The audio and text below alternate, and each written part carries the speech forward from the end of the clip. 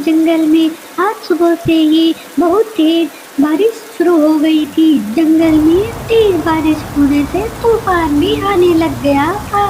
वहीं एक शीशम के पेड़ पर रानो चिड़िया अपने बेटे के साथ रहती थी। वहीं पड़ोस में मीनू मौसी और बंटी कबूतर और कालू कौवा रहता था।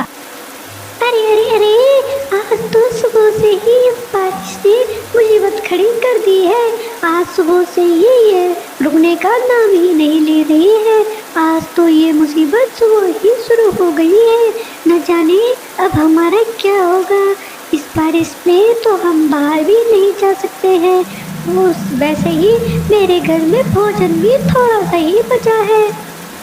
हाँ हाँ मम्मा, हमारे पास भोजन भी थोड़ा ही बचा हुआ है। कोई बात नहीं मम्मा, मैं इसी भोजन से काम चला लूँगा। हम दोनों मिल बांट कर इस भोजन को खाएंगे। थोड़ा आप खा लेना और थोड़ा मैं खा लूँगा।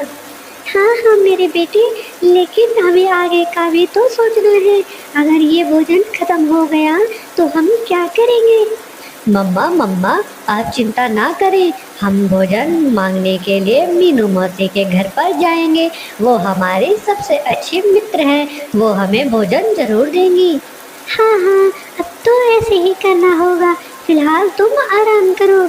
वहीं दूसरे पेड़ पर बंटी कबूतर अकेला रहता था। अरे ये बारिश तो कैसे हो रही है।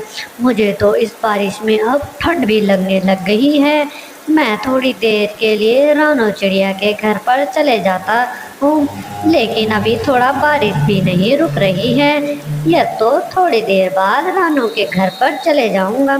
थोड़ा बातचीत कर लूँगा तो दिल को ठंडक होगी। उधर एक पेड़ पर मीनू मौसी अपनी बेटी गुड़िया के साथ रहती थी। अरे गुड़िया बेटा, आप चिंता ना करें, हम इस बारिश में से जरूर निकल लेंगे। हाँ हाँ मम्मा, मम्मा हमारे पास तो भोजन भी बहुत सारा है।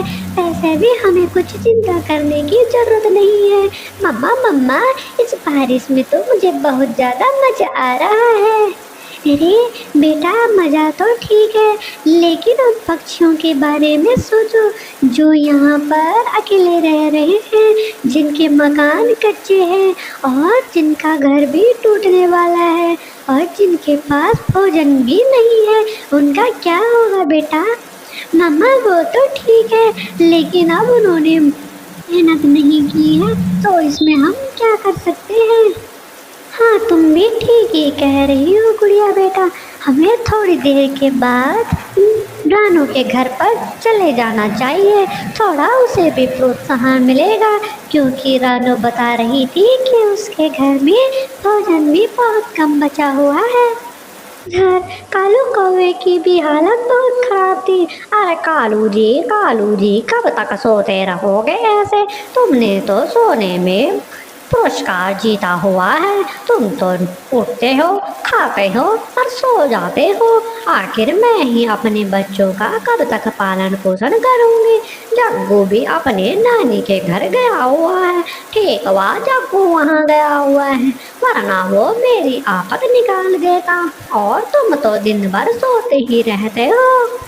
कालू उठते हुए कहता है, अरे अब सोऊं ना इतनी तेज बारिश में? तो क्या बारिश में बाहर जाकर नाचूं? अरे तुम्हारा दिमाग खराब है क्या गौरी? जब हमारे पास भोजन नहीं है तो अब हम कर भी क्या सकते हैं? क्या तुम चाहती हो मैं इतनी तेज बारिश में बाहर चले जाऊं भोजन के लिए? हाँ हाँ जाना तो पड़ेगा ही, वरना मृत्यु निश्चित है कालू जी। आखिर मेरी मम्मी का दिमाग खराब था जो उन्होंने मुझे तुम्हारे घर में दे दिया है। मैं ही बहुत गलत थी जो मैंने जिद की कि मुझे तुम्हारे ही साथ शादी करनी है। अब जाओ भी यहाँ से और थोड़ा बहुत भोजन लेके आओ मेरे लिए। अरे इस गौरी ने तो मेरा बहुत दिमाग खराब कर रखा है। अब क्या करूं? जाना तो पड़ेगा ही। अब ऐसे कालू कौवा भारी बारिश में भोजन की तलाश में निकल जाता है, क्योंकि कालू कौवे ने बरसात आने पर भोजन की तैयारी नहीं की थी। कालू कौवा आगे चले जाता है और एक पेड़ पर रुक जाता है। अरे इस गौरी ने तो मेरा जीना हराम कर रहा है। आखिर मैंने किस घड़ी में इससे शादी की थी? मेरी ही गलती थी जो मैंने इससे शादी की। अब भोजन तो मुझे मिलने से रहा, मुझे किसी के घर पर लूटपाट करनी चाहिए, तभी मुझे भोजन मिल सकता है, वरना तो भोजन का नाम और निशान नहीं है। मुझे सबसे पहले बंटी के घर पर जाना चाहिए, बंटी के घर पर थोड़ा भोजन तो होगा। अब ऐसे कालू कौवा बंटी कबूतर के घर पर बाहर चला जाता है। अरे बंटी भाई दरवाज़ा खोलो, दरवाज़ा खोलो। अरे कौन है दरवाजे पर? अरे मैं बोल रहा हूँ कालू, मैं तुम्हारी मदद लेने आया हूँ बंटी भाई। कालू देखो मेरा दिमाग खराब मत करो, और यहाँ पर बहुत तेज़ बारिश हो रही है, मैं दरवाज़ा नहीं खोलने वाला हूँ, तुम यहाँ से चुपचाप के चले जाओ। अरे ये कलमुहा कबूतर तो दरवाज़ा खोलने के लिए तैयार ही नहीं है, मुझे कहीं और जाके मुंह मारना होगा। अब ऐसे कालू कौवा आगे बढ़ते हुए मीनू मौसी के घर पर चला जाता है। मीनू मौसी दरवाज़ा खोलो, मीनू मौसी दरवाज़ा खोलो। ऐसे जोर जोर से बोलकर कालू कौवा मीनू मौसी को बुलाता है।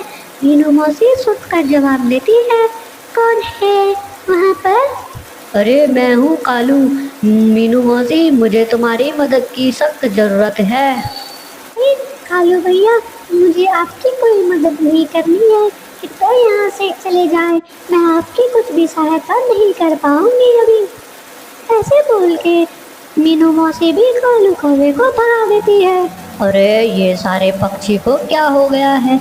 अचानक इन सब ने अपना रवैया कैसे बदल दिया है? मुझे रानो के घर पर जाना चाहिए, उसके घर पर थोड़ा भोजन बचा होगा। फिलहाल आज के लिए काम चल जाएगा, कल की कल देखी जाएगी।